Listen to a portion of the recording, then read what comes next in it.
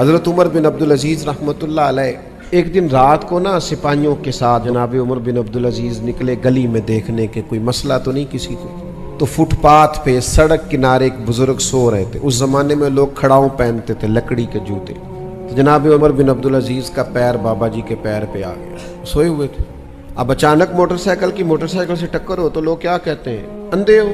حالانکہ بھائی جو اندھا ہوتا ہے موٹر سائیکل تو نہیں نہ چلا سکتا، پتہ تو ہے کہ یہ اندھا، لیکن یہ ایک تنقید ہوتی ہے، یہ ایک سخت جملہ ہوتا ہے کہ اندھے ہو دیکھ کے نہیں چلا جاتا، حالانکہ پتہ ہے کہ وہ اندھا۔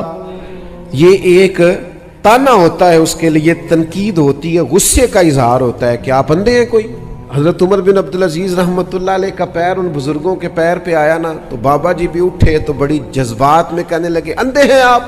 وقت کا بادشاہ اور ایسا جو صرف لوگوں کے جسموں پہ نہیں دلوں پہ بھی حکومت کرتا ہے، اتنے بڑے آدمی اندھے ہیں آپ؟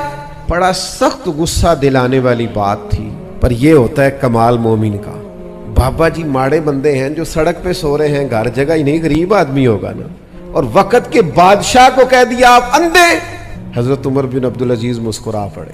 یہاں مسکرانا کمال ہے۔ مسکرا کے فرمانے لگے نہیں بزرگوں مجھے نظر آتا ہے۔ تو وہ جو 7 سپاہی تھے نا، انہوں نے تلواریں نکال لی۔ فرمایا تمہیں کیا ہوا؟ بابا جی نے آپ کو اندھا کہا ہے۔ فرمایا نہیں، انہوں نے تو نہیں کہا۔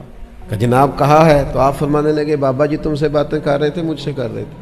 کہ باتیں تو آپ سے ہی کر رہے تھے۔ تو فرمایا انہوں نے تو سوال پوچھا، انہوں نے پوچھا آپ اندھے تو نہیں؟ میں نے کہہ دیا نہیں مجھے نظر آتا ہے، اس میں لڑائی والی کون سی بات ہے؟ سوال پوچھا ہے، سوال میں لڑائی نہیں ہوتی، سوال کا، میری بات کی سمجھ آ رہی ہے آپ؟